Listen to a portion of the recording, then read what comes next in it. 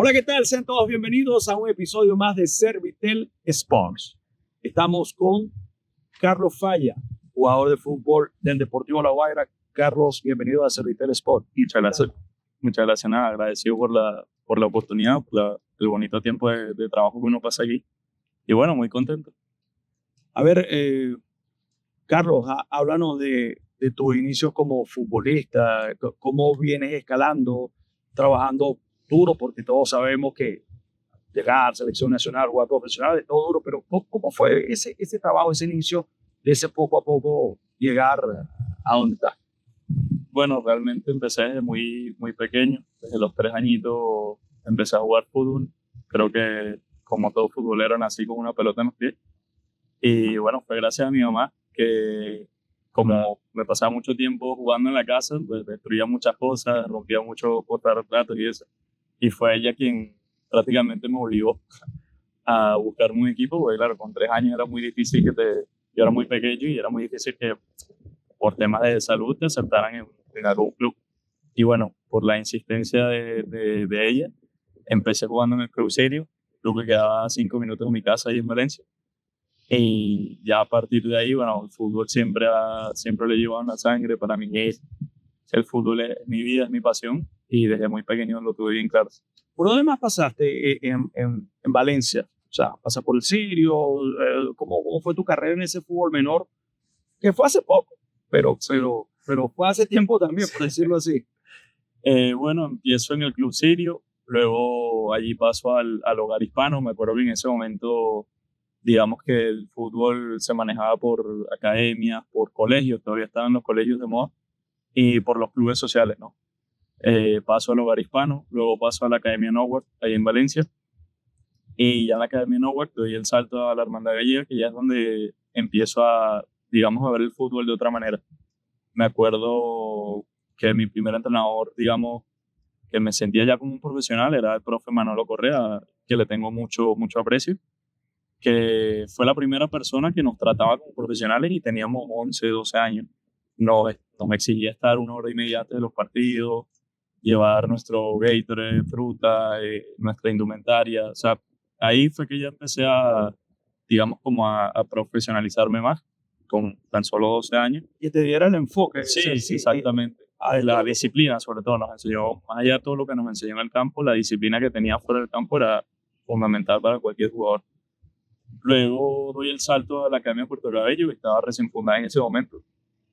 Yo soy de Valencia, pero mi familia sí, todos porteña. Y bueno, para nosotros era algo muy especial que se diera justamente ahí, porque era prácticamente el pueblo donde nació mi mamá, donde mi papá se crió. Y bueno, siempre le hemos tenido mucho aprecio a Puerto Cabello como tal. Y además los años que tuvimos ahí en cuanto a formación y a experiencia fue increíble. Me acuerdo que estaba el profe Vidales también, que se trabajaba con una metodología, era como trabajar en España, pero aquí en Venezuela.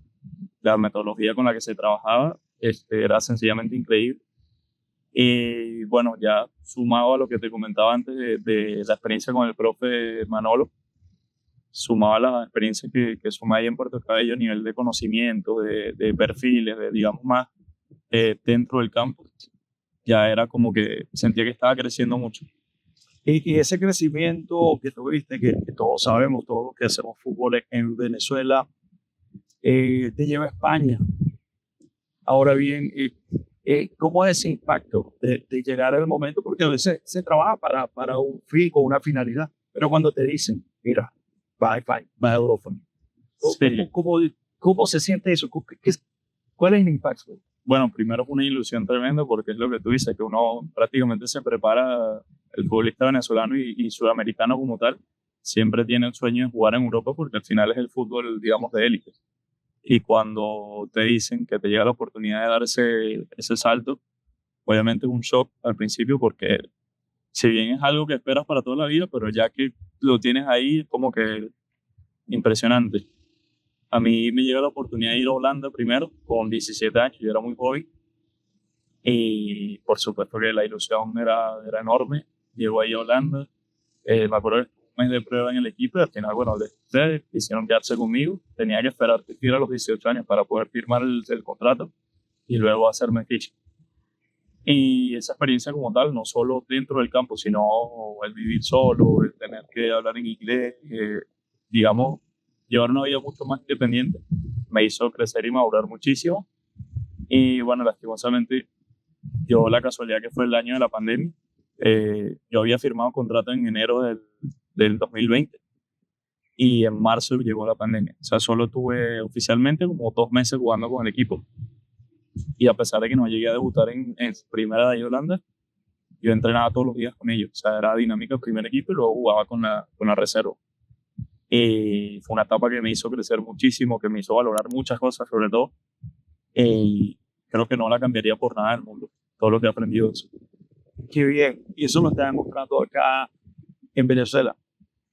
Tienes un bajón, eso fue un impacto en tu vida, llega la pandemia, crees que estás completamente seguro que este es mi chance, lo voy a lograr porque me están dando la oportunidad y me siento cómodo. Cuando llega pandemia, nos recogemos. ¿Qué pasó? ¿Qué pasó ahí? ¿Qué pensaste? ¿Vuelvo a casa? ¿Ya yo no sirvo para esto? Ya. Bueno, había mucha incertidumbre a nivel mundial porque el fútbol pasó a un segundo plano, lógicamente, porque lo que empezó como un simple virus, o sea, como una simple gripe, pues, terminó siendo mucho más de lo que todos nos esperábamos. Y claro, llegó un momento que veías a tu alrededor y digamos que no pensaba en fútbol. O sea, yo sinceramente no pensaba en fútbol, sino en mi familia, en el bienestar de mis seres queridos, de mi abuela, de las personas mayores. Y los primeros meses, pues realmente el fútbol, sinceramente, o sea, yo tenía contrato todavía con el club, no sabíamos lo que iba a pasar, si cuánto iba a durar eso. Y luego al final el club decide rescindir el contrato, yo me quedo libre. Y mi primer pensamiento es volver a Venezuela, pero en ese momento no había no había manera de volver, porque estaban todos los vuelos cerrados, era muy complicado viajar, sobre todo en Europa era complicadísimo. Y me acuerdo que decidí viajar a Eslovenia, que justamente tenía una tía viviendo ahí, y Eslovenia era uno de los pocos países que menos requisitos ponía para viajar. Estuve ahí casi 2 meses con ella, simplemente para sentir el calor de la familia, para estar en confianza. Y ya luego, cuando se empezó a normalizar un poco más la situación, decidí irme a España porque tenía a mi hermana ahí, o sea, tengo la nacionalidad, iba a estar legal en el país. Y dije, bueno, si me toca reinventarme por estos lados, porque a Venezuela todavía no podía regresar. Y me acuerdo que mis papás me decían, no, no, para acá, no venga. O sea, trata de quedarte por ahí, de hacer tu vida por ahí. Entonces, bueno, empezaron las dudas. El fútbol todavía no se sabía si ya los equipos empezaban a entrenar, pero no sabían si la competición se iba a jugar. Todavía había mucha incertidumbre a nivel mundial. Entonces, bueno, me sale la oportunidad de jugar en el Majadahonda. Yo venía de un año haciendo dinámica de primer equipo completamente y me tocó bajar otra vez a sub-19, o sea, División de Honor, que es la última categoría de juveniles en España. Y para mí, Pero eso te creó una ilusión. por supuesto, porque yo tenía meses que no, o sea, el simple hecho de volver a ir al campo a entrenar y sentirme futbolista otra vez, a mí me da igual si era sub-19 como si era una partida de futbolito con gente que no conocí. Porque lo mismo que te decía antes, el fútbol es mi vida, es mi pasión, y cuando o sea, cuando no estoy jugando siento que me falta algo. Entonces, bueno, me sale esa oportunidad y yo con la mejor disposición del mundo la tomé y la aproveché. Oye, qué bien, porque vuelvo a lo mío, a lo que yo quiero. Después viene otro golpe en tu vida, como lo es con tu mamá.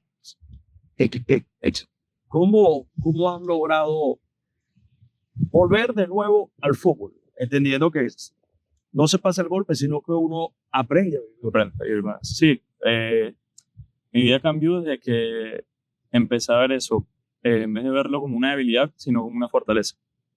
Al final es algo que me ilusiona. O sea, yo, por muchas preguntas que me haga ya, es un tema que no está en mis manos, que no puedo retroceder el tiempo y cambiar las cosas, que simplemente tengo que tirar para adelante. Y hoy en día es algo que me motiva. Más antes me tumbaba, pero he aprendido a vivir con ese valor y que ese valor se convierta en una fortaleza. Qué bien, qué bien. Qué bien que nos sirva hasta de ejemplo. Carlitos, tienes contrato con Deportivo La Guaira 2026, pero ¿a dónde apuestas? ¿Dónde te ves en un futuro? Bueno, trato de no mirar mucho el futuro a largo plazo, sino de simplemente centrarme en el presente, de centrarme en mejorar cada día, en dar lo mejor de mí, en estar bien físicamente, en mejorar, o sea, lo que hice hoy, que mañana sea mejor, porque yo sé que al final eso te va a traer buenos resultados. Entonces, si yo me pongo a pensar en lo lejano y no en los pequeños detalles, a lo mejor desvío el foco y no se terminan dando las cosas.